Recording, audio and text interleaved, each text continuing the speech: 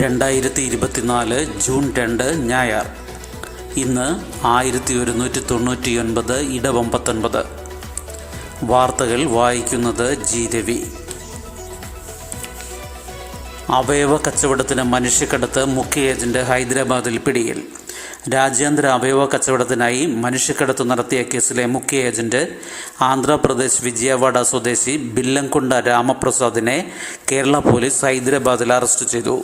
കേസന്വേഷിക്കുന്ന Ernakulam rural പോലീസിന്റെ പ്രത്യേക സംഘമാണ് ഇന്നലെ രാത്രി ഒളിത്താവളം വളഞ്ഞ് രാമപ്രസാദിനെ പിടികൂടിയത്. ഡോക്ടർ രാമപ്രസാദ് എന്ന പേരിലാണ് ഇയാൾ അവിടെ അറിയപ്പെടുന്നത്. ഇരകളെ വിശ്വസിപ്പിക്കാൻ അതേ പേരുള്ള ഒരു ഡോക്ടറുടെ ക്ലിനിക്കിന് സമീപത്തെ മുറിയാണ് ഇയാൾ തട്ടിപ്പിനായി ഉപയോഗിച്ചിരുന്നത്. കിഡ്നി വിൽക്കാൻ വേണ്ടിയാണ് രാമപ്രസാദ് റാക്കറ്റിനെ ആദ്യം സമീപിച്ചത്. എന്നാൽ മറ്റു ചില അസുഖങ്ങളുണ്ടായിരുന്നതിനാൽ വിൽപ്പന നടന്നില്ല. പിന്നീട് പണമുണ്ടാക്കാനായി രാമപ്രസാദ് റാക്കറ്റിൻ്റെ ഏജന്റായി പ്രവർത്തിക്കുകയായിരുന്നു.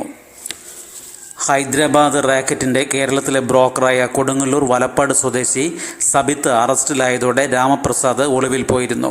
സബിത്തും പിന്നീട് അറസ്റ്റിലായ ഇടത്തല സ്വദേശി സജിത്ത് ശ്യാമും നൽകിയ മൊഴികളിലെ വിവരങ്ങൾ പിന്തുടർന്നാണ് കേരള പോലീസ് രാമപ്രസാദിൻ്റെ ഒളിത്താവളം കണ്ടെത്തിയത്. ഇറാനിൽ രാമപ്രസാദിൻ്റെ സഹായി സബിത്തായിരുന്നു. 2 ദിവസം രഹസ്യമായി നിരീക്ഷിച്ച് ഉറപ്പുവരുത്തിയ ശേഷമാണ് ആയുധധാരികളായ പോലീസ് സംഘം രാമപ്രസാദിനെ കീഴ്പ്പെടുത്തിയത്. പിന്നീട് ആലുവയിലെത്തിച്ചു. രാമപ്രസാദിൻ്റെ മുഖ്യ കൂട്ടാളിയായ മലയാളി ഏജന്റ് മധുവിനെ കണ്ടെത്താൻ വിമാനത്താവളങ്ങളിൽ തിരച്ചിൽ നോട്ടീസ് പുറപ്പെടുവിക്കാൻ നടപടി ആരംഭിച്ചു. മധുവിൻ്റെ പാസ്പോർട്ട് റദ്ദാക്കാനും പോലീസ് റിപ്പോർട്ട് കൊടുത്തു. ഇപ്പോൾ ഇറാനിലുണ്ടെന്ന് കരുതുന്ന മധുവിനെതിരെ ബ്ലൂ കോർണർ നോട്ടീസ് പുറപ്പെടുവിക്കാൻ ഇന്റർപോളിൻ്റെ സഹായവും തേടിയിട്ടുണ്ട്.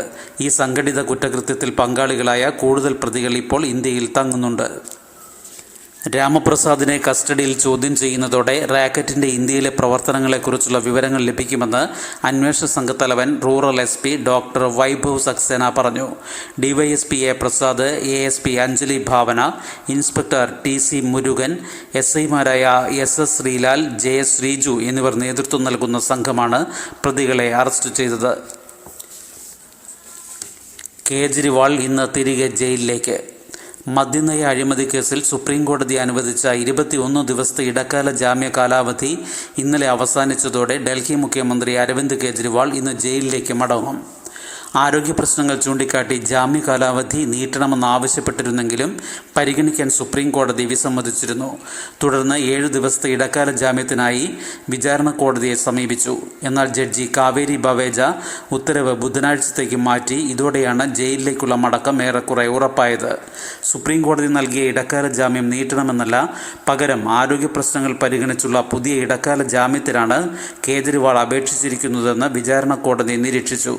മാർച്ച് 21-നാണ് എൻഫോഴ്സ്മെന്റ് ഡയറക്ടറേറ്റ് കേജ്രിവാളിനെ അറസ്റ്റ് ചെയ്തത്.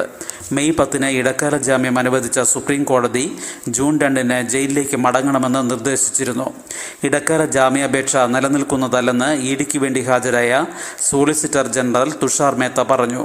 സുപ്രീം കോടതിയുടെ ഉത്തരവിൽ മാറ്റം വരുത്താൻ വിചാരണ കോടതിക്ക് കഴിയില്ലെന്നും അദ്ദേഹം ചൂണ്ടിക്കാട്ടി.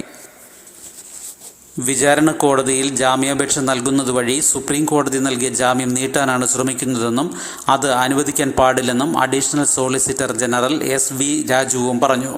ഇടക്കാല ജാമ്യം ലഭിക്കണമെങ്കിൽ പ്രതി കസ്റ്റഡിയിലായിരിക്കണമെന്ന് അദ്ദേഹം വാദിച്ചു. പ്രചാരണത്തിൻ്റെ സമ്മർദ്ദം കൂടിയുണ്ടായിരുന്നതിനാൽ കേജ്രിവാളിൻ്റെ പ്രമേഹം കൂടിയതായി അദ്ദേഹത്തിന് വേണ്ടി ഹാജരായ അഭിഭാഷകൻ N ഹരിഹരൻ പറഞ്ഞു. സ്കൂളുകൾ നാളെ തുറക്കും. പുതിയ അധ്യയന വർഷത്തിന് തുടക്കം കുറിച്ച് സ്കൂളുകൾ നാളെ തുറക്കും. കാലവർഷം ആരംഭിച്ചെങ്കിലും സ്കൂൾ തുറക്കൽ ദിനമായ നാളെ കാര്യമായ മഴയുണ്ടാവില്ലെന്നാണ് കാലാവസ്ഥാ പ്രവചനം. വയനാട്, കോഴിക്കോട്, കണ്ണൂർ, കാസർഗോഡ് ജില്ലകളിൽ മാത്രമാണ് നാളെ യെല്ലോ അലർട്ട് പ്രഖ്യാപിച്ചിരിക്കുന്നത്. പൊതുവിദ്യാലയങ്ങളിൽ പ്രവേശനോത്സവത്തോടെയാകും അധ്യയനത്തിൻ്റെ തുടക്കം. സംസ്ഥാനതല ഉദ്ഘാടനം നാളെ രാവിലെ 9:30-ന് എറണാകുളം എളമക്കര ഗവൺമെൻറ് HSSൽ മുഖ്യമന്ത്രി പിണറായി വിജയൻ നിർവഹിക്കും. കേന്ദ്ര സിലബസ് സ്കൂളുകളിലും ക്ലാസുകൾ നാളെ ആരംഭിക്കും. പൊതുതെരഞ്ഞെടുപ്പ് അവസാന ഘട്ടത്തിലും ആളുകുറവ്. 7ാം ഘട്ടത്തിൽ പോളിംഗ് കുറഞ്ഞത് 5%-ലേറെ. ലോക്സഭാ തിരഞ്ഞെടുപ്പിൻ്റെ 7ാമത്തെയും അവസാനത്തെയും ഘട്ട വോട്ടെടുപ്പിൽ പ്രാഥമിക കണക്കുകൾ പ്രകാരം 59.45% പോളിംഗ്. ആകെ 57 മണ്ഡലങ്ങളിലാണ് വോട്ടെടുപ്പ് നടന്നത്. 2019 ഈ മണ്ഡലങ്ങളിൽ 65.29% പോളിംഗ്. 9 സീറ്റുകളിലേക്ക് വോട്ടെടുപ്പ് നടന്ന ബംഗാളിൽ 69.89% പോളിംഗ് രേഖപ്പെടുത്തി. ബംഗാളിൽ വ്യാപക ആക്രമണങ്ങളുമുണ്ടായി. ഏപ്രിൽ 19 ആരംഭിച്ച് 7 ഘട്ടങ്ങളിലായി നടന്ന ലോക്സഭാ തെരഞ്ഞെടുപ്പിൻ്റെ വോട്ടെണ്ണൽ ചൊവ്വാഴ്ചയാണ്. ആന്ധ്ര, ഒഡീഷ, അരുണാചൽ പ്രദേശ്, സിക്കിം നിയമസഭകളിലേക്കും ഇതോടൊപ്പം തിരഞ്ഞെടുപ്പ് നടന്നു. അരുണാചലിലും സിക്കിമിലും ഇന്നാണ് വോട്ടെണ്ണൽ, മറ്റു 2ഇടത്തും ചൊവ്വാഴ്ച. ഹമാസിനെ തകർക്കാതെ യുദ്ധം നിർത്തില്ലെന്ന് ഇസ്രായേൽ. ഗാസയിൽ അടിയന്തര വെടിനിർത്തലിന് US പ്രസിഡന്റ് ജോ ബൈഡൻ പദ്ധതി മുന്നോട്ട് വച്ചതിന് പിന്നാലെ ഗാസയിൽ 24 മണിക്കൂറിൽ ഇസ്രായേൽ സൈന്യം നടത്തിയ ആക്രമണങ്ങളിൽ 95 പലസ്തീൻകാർ കൊല്ലപ്പെട്ടു, 350 പേർക്ക് പരിക്കേറ്റു. ഹമാസിനെ ഉന്മൂലനം ചെയ്യാതെ സ്ഥിരമായ വെടിനിർത്തലില്ലെന്ന് ഇസ്രായേൽ പ്രധാനമന്ത്രി ബെന്യാമിൻ നെതന്യാഹു പ്രഖ്യാപിച്ചു. 3 ആഴ്ചത്തെ ആക്രമണത്തിന് ശേഷം ഇസ്രായേൽ സൈന്യം പിൻവാങ്ങിയ വടക്കൻ ഗാസയിലെ ജബാലിയ അഭയാർത്ഥി ക്യാമ്പിൽ നിന്ന് 20 കുട്ടികളുടേതടക്കം 70 മൃതദേഹങ്ങൾ വൈദ്യസഹായ സംഘം കണ്ടെടുത്തതായി റിപ്പോർട്ടുണ്ട്. തകർന്ന കെട്ടിടങ്ങളുടെ അവശിഷ്ടങ്ങൾക്കടിയിൽ തിരച്ചിൽ തുടരുകയാണ്. മേഖലയിലെ വീടുകൾക്കെല്ലാം തീയിട്ട ശേഷമാണ് സൈന്യം മടങ്ങിയത്.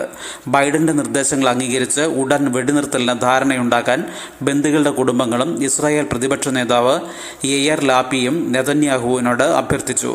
സർക്കാരിലെ തീവ്ര വലതുപക്ഷ കക്ഷികളെ എതിർത്താലും തന്റെ കക്ഷി പാർലമെന്റിൽ പിന്തുണ നൽകുമെന്ന് ലാപ്പിഡ് വ്യക്തമാക്കി. ഉഷ്ണതരംഗം ഉത്തരേന്ത്യയിൽ മരണം പെരുകുന്നു. 24 മണിക്കൂറിനിടെ 85 പേരെങ്കിലും മരിച്ചെന്ന റിപ്പോർട്ട്. ഉത്തരേന്ത്യയിലെ ഉഷ്ണതരംഗത്തിൽ മരണസംഖ്യ കൂടുന്നു.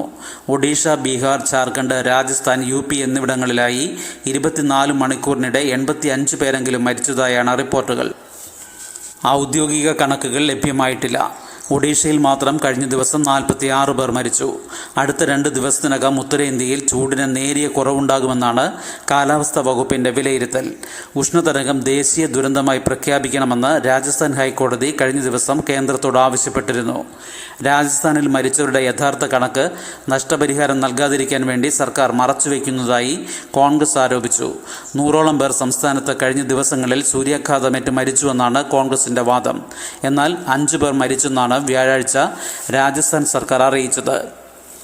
ഇതിനിടെ ഡൽഹിയിലെ മുകേഷ്പൂരിൽ ബുധനാഴ്ച 52.9°C എന്ന റെക്കോർഡ് താപനില രേഖപ്പെടുത്തിയത് സ്വയം നിയന്ത്രിത മാപിനിയിലെ പിഴവ് മൂലമാണെന്ന് കേന്ദ്ര കാലാവസ്ഥാ വകുപ്പ് സ്ഥിരീകരിച്ചു. നാഗപൂരിൽ 56°C രേഖപ്പെടുത്തിയതും സെൻസറിന്റെ പിഴവാണെന്ന് IMD അറിയിച്ചു. വോട്ടെണ്ണൽ മറ്റന്നാൾ രാവിലെ 8-ന് ആരംഭിക്കും. 20 കേന്ദ്രങ്ങളിലും ഒരുക്കങ്ങൾ പൂർണ്ണം. വോട്ടർമാരുടെ മനസ്സറിയാൻ ഇനി 2 നാൾ കൂടി. സംസ്ഥാനത്ത് 20 കേന്ദ്രങ്ങളിലെ സ്ട്രോങ് റൂമുകളിൽ 1 മാസത്തിലധികമായി കനത്ത കാവലിൽ സൂക്ഷിച്ചിരിക്കുന്ന വോട്ടിംഗ് യന്ത്രങ്ങൾ 4-ന് മനസ്സു തുറക്കും. ചൊവ്വാഴ്ച രാവിലെ 8-നാണ് വോട്ടെണ്ണൽ ആരംഭിക്കുക. വോട്ടെണ്ണൽ കേന്ദ്രങ്ങളിൽ ഓരോ നിയമസഭാ മണ്ഡലത്തിനും ഓരോ ഹാൾ വീതം അനുവദിക്കും. ഒരു ഹാളിൽ ഒരേ സമയം 14 വോട്ടിംഗ് യന്ത്രങ്ങളിലെ വോട്ടെണ്ണും. 15 മിനിറ്റിനുള്ളിൽ ആദ്യ ഫലസൂചനകൾ ലഭിച്ചു തുടങ്ങും. ഓരോ മേശയിലും ഓരോ ഘട്ടത്തിലും എണ്ണുന്ന വോട്ടിംഗ് യന്ത്രങ്ങളുടെ പട്ടിക സ്ഥാനാർത്ഥികൾക്ക് നൽകും. തത്സമയ ഫലം ലഭ്യമാക്കാൻ കമ്മ്യൂണിക്കേഷൻ റൂമുകളും ഒരുക്കിയിട്ടുണ്ട്. കൗണ്ടിംഗ് ഏജന്റുമാരുടെ ഫോട്ടോ ഉൾപ്പെടെ വിവരങ്ങൾ അറിയിക്കാൻ സ്ഥാനാർത്ഥികളോട് നിർദ്ദേശിച്ചു. തപാൽ വോട്ട് ഉൾപ്പെടെ എണ്ണാൻ 707 അഡീഷണൽ റിട്ടേണിംഗ് ഓഫീസർമാരെ നിയമിക്കും. തത്സമയ ഫലം അറിയാനുള്ള സംവിധാനങ്ങളും ഏർപ്പെടുത്തിയിട്ടുണ്ട്. പ്രവേശനോത്സവം സ്കൂളുകൾ അവസാനഘട്ട ഒരുക്കത്തിൽ. ശുചീകരണം ഉൾപ്പെടെയുള്ള പ്രവർത്തനങ്ങൾ പൂർത്തിയാക്കി സംസ്ഥാനത്തെ സ്കൂളുകൾ നാളത്തെ പ്രവേശനോത്സവത്തിനുള്ള അവസാനഘട്ട ഒരുക്കത്തിൽ. സ്കൂൾ തുറക്കലിന് മുന്നോടിയായി നടത്തേണ്ട ഒരുക്കങ്ങൾ സംബന്ധിച്ച് പൊതുവിദ്യാഭ്യാസ വകുപ്പ് മാർഗരേഖ പുറത്തിറക്കിയിരുന്നു. സ്കൂൾ കെട്ടിടങ്ങൾക്ക് തദ്ദേശ സ്ഥാപനങ്ങളുടെയും കുട്ടികളെ കൊണ്ടുവരുന്ന വാഹനങ്ങൾക്ക് മോട്ടോർ വാഹന വകുപ്പിൻ്റെയും ഫിറ്റ്നസ് സർട്ടിഫിക്കറ്റ് നിർബന്ധമാണ്. പാഠപുസ്തക വിതരണം കുടുംബശ്രീ വഴി പൂർത്തിയായതായും സൗജന്യ യൂണിഫോം വിതരണം അന്തിമഘട്ടത്തിലാണെന്നും മന്ത്രി വി. ശിവൻകുട്ടി അറിയിച്ചു. ശുഭദിനം. നന്ദി.